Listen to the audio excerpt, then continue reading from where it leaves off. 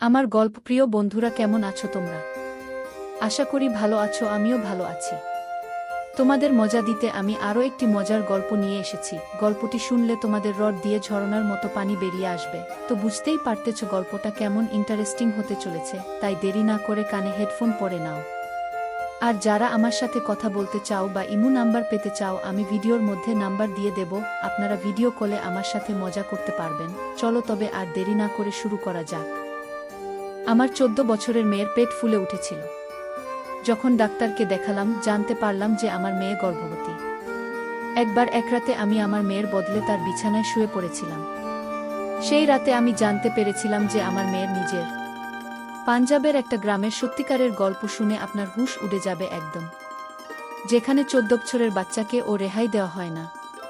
ছেলে বা বাচ্চা যেই হোক না কেন, বা যে কোনো বয়সেরই হোক না কেন, বাচ্চাদের সাথে এত নোংরা কাজ করানো হয় শুধু নিজেদের খিদে মেটানোর জন্য, যেটা শুনে আপনার হৃদয় কেঁপে উঠবে। আমার 14 বছরের মেয়ের পেট ফুলে গিয়েছিল, আর আমি তা দেখে ভয় পেয়ে গিয়েছিলাম যে কি জানি কি হলো। আমার বৌমা বলেছিল ওর শরীর পরীক্ষা করতে। আর আমি মনে মনে ভয় পাচ্ছিলাম যে এমন না হয় আবার যে চারিদিকের লোকজন থুথু করে ওঠে। ডাক্তারের কাছে গেলাম। ডাক্তার বলে দিল যে কি আপনার মেয়ে গর্ভবতী, আর গর্ভবতী হয়েছে, সে 5 মাস হয়ে গিয়েছে। এটা শুনে আমি মনের মধ্যে জোরে ধাক্কা পেলাম। তনুর দিকে তাকালাম, অথচ মনেই হলো না যে ওর সাথে এরকম কিছু কেউ করেছে। মেয়েকে এবার আমি সবার থেকে লুকিয়ে রাখছিলাম, যদি কেউ বুঝতে পেরে যেত বা কেউ যদি দেখে নিত, তখন আমাদের বাঁচা মুশকিল হয়ে যেত। আমি বৌমাকেও বলে দিলাম যে এই কথাটা সে যেন কারোকে না বলে। তাড়াতাড়ি একটা উপায় বের করতে হবে, কেননা এভাবে তো আর বেশি দিন চলা যাবে না। আমার বৌমা আমার কথা বুঝতে পেরেছিল। সে আমায় কথা দিয়েছিল যে সে এই কথাটা কারোকেই বলবে না। আমার মেয়ের জন্য সবসময় যেন আমার ভয় করত। একদিন আমি আমার মেয়েকে জিনিসপত্র মজুত রাখার ঘরে শুইয়ে দিলাম। আর নিজে ওর ঘরে গিয়ে শুয়ে পড়লাম, যাতে জানতে পারি যে ঘরে কে যাওয়া আশা করে, নাকি কেউ বাইরে থেকে এসে। আমি ওর বিছানায় শুয়েছিলাম কিছুক্ষণ মাত্র, আর ঠিক তখনই পায়ের আওয়াজ শুনে আমি চমকে গিয়েছিলাম। কারণ আমার মেয়ের সাথে এসব যে করেছিল সে অন্য কেউ না, তার নিজের। আমার নাম সুমন। আমার বয়স যখন 21 বছর, তখন আমি বিয়ে করে শ্বশুরবাড়ি চলে এসেছিলাম। আমার 2টো সন্তান ছিল। আমারও প্রথম বাচ্চার জন্ম বিয়ের পরই হয়ে যায়। কিন্তু আমার মেয়ের খুব ইচ্ছা ছিল। আমি চাইতাম যে আমার একটা মেয়ে হোক। আমি তার সাথে খুনসুটি করব, তার সাথে কথা বলবো। কিন্তু আমার মেয়ে হলো না। আমার বর বলতো যে এটা তো ভগবানের দেওয়া, তুমি কেন চিন্তা করছো? আমাদের কপালে যদি মেয়ের ভালোবাসা লেখা থাকে, ঠিকই আমরা সেটা পাব। না হলে ভগবান যা চাইবেন করবেন। সব কিছুরই কারণ থাকে কিছু না কিছু। হতে পারে এটাতে কোনো ভালো কিছু লুকিয়ে আছে। উনার উপর বিশ্বাস রাখো। আমি যখনই মেয়ের নাম নিতাম, তখনই আমার বর আমাকে এভাবে বোঝাত। আমি দ্বিতীয় বাচ্চার জন্য অনেক প্রার্থনা করেছিলাম, আর ভগবান আমার কথা শুনেছিলেন। আর আমি গর্ভবতী হয়ে গেলাম। তখন আমার ছেলের বয়স ছিল 16 বছর।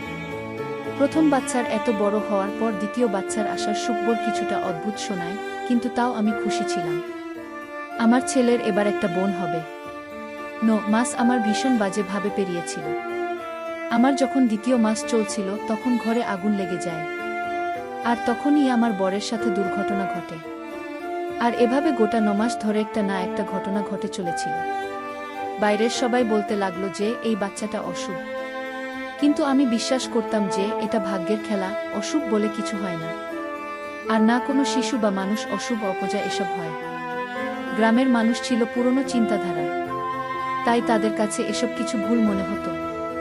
আমি গর্ভবতী হয়েছিলাম, 9 মাস হয়ে গিয়েছিল। ডাক্তার আমার বরকে ভরসা দিয়ে অপারেশন থিয়েটারে চলে আসলো। ওই সময়টা আমার বরের জন্য ভীষণ কঠিন সময় ছিল। আমার বাচ্চা হলো, আর যখন আমার বর এই খবরটা আমাকে শোনালো, তখন আমার পা যেন মাটিতে ছিল না। আমি এত বেশি খুশি হয়েছিলাম যে ভগবান আমাকে মেয়ে দিয়েছে। আমার প্রার্থনা ভগবান শুনে নিয়েছে। কিন্তু যখনই সে স্কুল থেকে আসতো, সে চুপচাপ হয়ে যেত। 2 দিনে আমি ঘরে চলে এলাম। নমন তার বোনের অনেক খেয়াল রাখতে লাগলো। কিন্তু যখনই সে স্কুল থেকে ফিরত, চুপচাপ হয়ে থাকত। আমি বেশ কয়েকবার তাকে জিজ্ঞাসা করলাম যে বাবু কি হয়েছে। সে বলল যে স্কুলের ছেলেমেয়েরা তাকে রাগায়। ও ওরা বলে যে কি তোমার 16 বছর বয়স হয়ে গেছে আর তোমার মা বাবা এখন মেয়ে সন্তানকে মেয়েকে জন্ম দিল। আমরা প্রায় এরকম কথা শুনে বাচ্চাদেরকে মারি বা বকা দিয়ে চুপ করিয়ে দিই, কিন্তু বাচ্চারা প্রায় সব কথাই বোঝে। আমাদের যুগ অন্য ছিল। আজকের দিনের বাচ্চাদের নিজেদের সমস্যা এত বেশি যে বাচ্চারাও এখন ডিপ্রেশনের শিকার হয়। যখন নমন এই কথাটা আমাকে বলল, এক মুহূর্তের জন্য আমি কেঁপে উঠেছিলাম। আমার ছেলেকে বলার মতো কিছুই আমার কাছে ছিল না। তারপর একটু ভেবে নিয়ে আমি বলে দিলাম, বাবু, এটা তো ভগবানের দেওয়া, আর তোমার তো খুশি হওয়া উচিত যে তোমার বোন এসেছে, আর যখন তুমি বড় হবে তার সাথে তুমি নিজের সুখ দুঃখ তখন ভাগ করে নিতে পারবে। আমি আরও বোঝালাম, নমন, কাল যদি আমি আর তোমার বাবা এই পৃথিবীতে না থাকি আর তুমি একা থেকে যাও, তোমার কোনো সমস্যা হলে তুমি কি বাইরের লোকেদের সাথে নিজের কষ্ট ভাগ করবে? নমন বলল, না মা। আমি বোঝালাম, সোনা, তখন তুমি তোমার মনের কথাগুলো নিজের বোনকে বলতে পারবে। সে কিন্তু কাউকে বলবে না, আর তোমার খেয়ালও রাখবে যেমন আমি রাখি। বোনেদের কাছে ভাইরা ভীষণ কাছের হয়, ভীষণ প্রিয় হয়। নমন চিন্তামুক্ত হয়ে গেল। তার মানে ও আমার কথা বুঝতে পেরেছিল। তনুকে আমরা সবাই ভীষণ ভালোবাসতাম। ও দিনের পর দিন আস্তে আস্তে খুব সুন্দর হতে লাগলো। যাতে ওর নজর না লাগে আমি সেই চেষ্টাই করতাম। যখন তনুর বয়স 11 বছর, তখন ওর খুব জ্বর আসলো একবার। আমরা অনেক চিকিৎসা করালাম, কিন্তু তাও ওর জ্বর ঠিক হলো না। তারপর আমরা একটা গ্রামের মহিলার কাছে গেলাম। উনি তনুকে দেখলেন আর বললেন, তুমি এর মুখ লুকিয়ে রাখো, কোনো একদিন তোমার এই মেয়ে তার নিজের কাছের মানুষের হাতেই নষ্ট হয়ে যাবে। ছোট বয়সেই ও তোমার মুখ কালো করে দেবে। আমার বর সেই সময় আমার পাশেই ছিল। সে আমাকে আর তনুকে নিয়ে সাথে সাথে ঘরে চলে এলো, আর আমাকে খুব বকা দিল যে কিরকম মানুষের কাছে আমার নিজের মেয়েকে নিয়ে যাই আমি। সেই মহিলার কথা শুনে আমি আমার মেয়ের ভাগ্যকে নিয়ে ভয় পেতে লাগলাম। ওর স্কুল যাওয়ার আর পড়ার দিনগুলোতে আমি তাকে স্কুলেও যেতে দিতাম না, ঘরেই বসিয়ে রাখলাম। আমার বর এই ব্যাপারটায় খুব চেঁচিয়েছিল, কিন্তু আমি আমার কথার 1 ইঞ্চিও এদিক ওদিক হইনি। তনু যথেষ্ট বুঝদার হয়ে গিয়েছিল। ও 13 বছর বয়সী হয়ে গিয়েছিল। ও ঘরের বাইরে খেলতে যেতে লাগলো। যখনই ঘরে ফিরত আর কয়েক ঘন্টা ধরে কাঁদত, কেননা বাইরে সবাই ওকে রাগাত যে সে পড়াশোনা জানে না। আমি আমার মেয়েকে নিজেই বোঝাতে লাগলাম, আর একজন মা হওয়ার সাথে আমি আর কি করতে পারতাম। নমন আমার কাছে বায়না করতে লাগলো, বলতে লাগলো যে আমি ভুল করছি, বলতে লাগলো যে সে নিজের বোনকে স্কুলে ছেড়ে আসবে আর নিয়ে নিতেও যাবে, কিন্তু আমি বারণ করে দিলাম।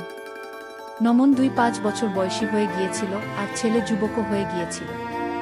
ও একটা বড় দপ্তরে চাকরি করত। ওর জন্য বেশ কয়েকটা সম্বন্ধ এসেছিল, কিন্তু আমার কাছে ও সেই ছোট নমনই ছিল।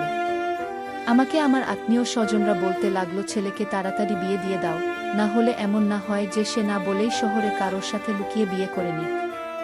এই কথাটা শুনে আমি ভীষণ ভয় পেয়ে গিয়েছিলাম। আমি ওর বিয়ের জন্য মেয়ে দেখা শুরু করলাম। নমন যখন জানতে পারল, সেও বলল, মা, তুমি যখন বলবে আমি বিয়ে করে নেব, যেখানে বলবে আমি বিয়ে করে নেব। কিন্তু আমার বরের শরীর হঠাৎ করে খারাপ থাকতো তখন। আমার ছেলের সম্বন্ধ গ্রামেই একজন পড়ালেখা না জানা মেয়ের সাথে ঠিক হলো। আমি বারণ করলাম, যখন আমার বর আমাকে বলতে লাগলো যে সে কথা দিয়ে ফেলেছে, আর মেয়েটাও ভালো, আমাদের সম্মান করবে, নমনকেও সে ভালোই রাখবে। তোমার কিসের ভয়? তনু নিজের দাদার বিয়ের খবর শুনে ভীষণ খুশি হয়ে গেল।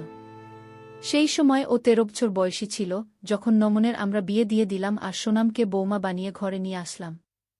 সোনাম 3 মাসের মধ্যেই আমাদের বাড়িতে সবার মন জিতে নিয়েছিল। তনু সারাক্ষণ বৌদি বৌদি করত। বিয়ের পরেও নমন তনুকে অনেক সময় দিত, যেমন বিয়ের আগে দিত, আর সোনামের এই ব্যাপারে কোনোরকম সমস্যা ছিল না। কিন্তু আমি এই ব্যাপারটা তার মুখ দেখে বুঝতে পারতাম। আমি নমনকে এই ব্যাপারটা বুঝিয়েছিলাম যে তোমার খেয়াল রাখা উচিত যে বোন আর বউ দুজন আলাদা আলাদা মানুষ, যেন এমন কথা না ওঠে যে তুমি ওকে সময় বেশি দাও আর তাকে কম।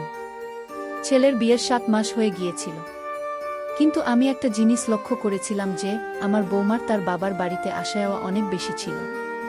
সে সপ্তাহে 2-3 বার বাড়িতে যেত, আর যেটা আমি একেবারেই পছন্দ করতাম না।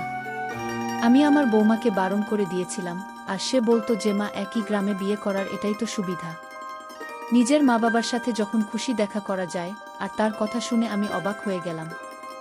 বৌমার কথা আমি এবার থেকে যেন আর নিতে পারতাম না, আমার মনে হতে লাগলো যে আমি একটু বেশি কিছুই ভেবে ফেলেছি। একদিন পাড়ায় কারোর বাড়িতে কোনো অনুষ্ঠান হয়েছিল, তো আমি সেখানে গেলাম আর সেখানে একজন মহিলা আমাকে জিজ্ঞেস করেন, আপনার পুত্রবধূ সোনম প্রধানের বাড়িতে কেন যায়?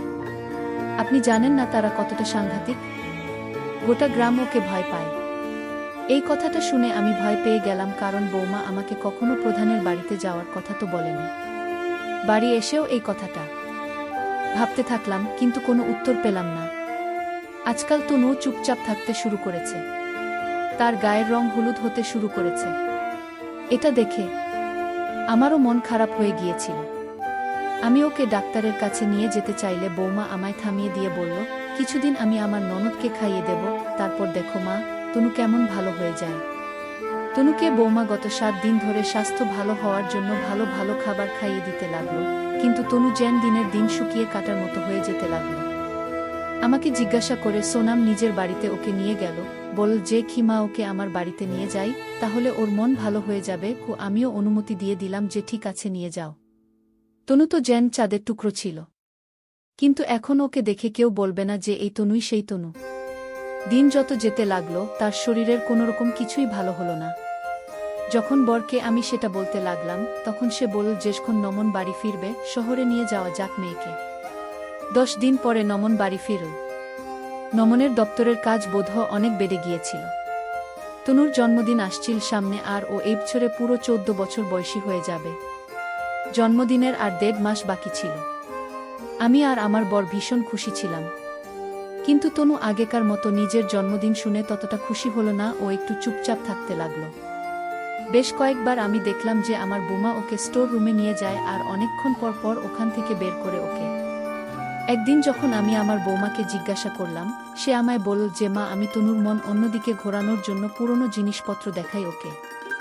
আমার মন সব সময় ভয় পেতে লাগলো, আর তনুর পেট আস্তে আস্তে বড় হতে লাগলো। বাইরে থেকে দেখে যেন মনে হতো যে ও গর্ভবতী, আর এখন ও 7-8 মাস চলছে। তনুর ফোলা পেট বড় হওয়া দেখে আমি ভয় পেয়ে গেলাম। আমি বৌমাকে বললাম, তুমি আমার মেয়েকে মাঝে মধ্যেই নিজের বাড়ি নিয়ে যাও, ওখানে কি কিছু হয়েছে? তখন ও আমাকে বলল যে আপনি আমার উপর দোষ দিচ্ছেন। যবে থেকে আমি এই বাড়িতে এসেছি, আমি ওকে নিজের বোনই ভেবেছি। আমি এই ব্যাপারটা ওকে বাইরে বলতে বারণ করে দিলাম। তনুকে যখনই কিছু জিজ্ঞাসা করতাম, ও তখনই এমনিই তাকিয়ে থাকত, কোনো উত্তরই দিত না। আর এই ব্যাপারটা যদি বাইরে চলে যেত, তো না জানি পুরো গ্রামে আমাদের মান সম্মান বলে আর কিছু থাকত না। আমার বর তো আমাকে জীবন্ত মাটির তলায় পুঁতে দিতে, আমার ঠিক করে না দেখাশোনার জন্যই এরকম হয়েছে। আমি আর বৌমা ওই রাতের পর ওকে ডাক্তারের কাছে নিয়ে গেলাম। ওকে দেখামাত্রই ডাক্তার বলল, আপনার মেয়ে গর্ভবতী, আর 1 মাসের মধ্যে ওর বাচ্চা জন্ম নিয়ে নেবে। আমি এই কথাটা শুনে খুব আঘাত পেলাম। আমি ডাক্তারকে বললাম, আপনি একবার টেস্ট তো করুন। তখন সে রেগে গেল, বলল যে আপনি কি আমার কথায় বিশ্বাস করছেন না? ডাক্তার, তাহলে আপনি না আমি? বললাম তো আপনার মেয়ে গর্ভবতী। প্রথম দিকে যখন সে এই কাজ করল তখন নজর রাখলেন না, আর এখন ডাক্তারকে মিথ্যা বলছেন। এই কথা বলে সে চলে গেল, আর আমি ওখানেই মাথা ধরে বসে পড়লাম। এরপর আমরা বাড়ি চলে এলাম, আর এরপর তনুকে বেশিরভাগ সময় ওর ঘরেতেই রাখতাম। নমন যখনই জিজ্ঞাসা করত, ওকে আমি মিথ্যা কথা বলে দিতাম, আর নিজের বরকেও বলতাম যে সে নিজের মাসির বাড়ি থাকতে গিয়েছে, কিছুদিনের মধ্যেই ফিরে আসবে। আমাকে নমন বলল, এবার আর এভাবে থাকা মুশকিল। এবার সোনমকে আমি শহরে নিয়ে যাব, কিছুদিন পর পর তোমাদের সাথে দেখা করে যাব। আমি কাঁদছিলাম, কেননা ছেলে বুকে নিয়ে আলাদা হয়ে যাচ্ছে, আর এদিকে তনু, আমার এত সুন্দর বাচ্চাটা, জানি না তার কিসে নজর লেগে গেছে। এত ছোট বয়সে সে গর্ভবতী হয়ে গেল। আমি বেশ কয়েকবার তনুকে সত্যি কথা জিজ্ঞেস করেছি, কিন্তু ও শুধু ভালো করে শুনত কথাগুলো, আর কিছুই বলতো না। আমি ভীষণ চিন্তায় পড়ে গেলাম। ওই দিন আমার সেই মহিলার কথা মনে পড়ে গেল যে তনুকে জ্বর থেকে রেহাই দিয়েছিল, আর বলেছিল যে নিজের মেয়েকে লুকিয়ে রাখবে। পরের দিন আমি ওই মহিলার কাছে গেলাম। হতে পারে সে আমার কিছু সাহায্য করে দিক, কোনোভাবে আমার তনুকে এই সমস্যা থেকে বের করে আনুক। কিন্তু আমি ওর ঠিকানা জানতাম না, কারণ সে তো অন্য গ্রামে চলে গিয়েছিল। এরকম অবস্থায় আমি বাড়ি ফিরে এলাম আবার। বৌমাকে বললাম, আমাকে ডাক্তারের কাছে নিয়ে চলো, সেই একমাত্র আমাকে সাহায্য করতে পারে। আমি আর আমার বৌমা ডাক্তারের কাছে গেলাম। ডাক্তার আমার মেয়ের বাচ্চা নষ্ট করতে বারণ করতে লাগলো, কেননা এটা নিয়মের বিরুদ্ধে। আর দ্বিতীয়ত ডাক্তার জানালো যে আপনার মেয়ের প্রাণ ঝুঁকিতে পড়তে পারে, কারণ ও এখনো অনেক ছোট।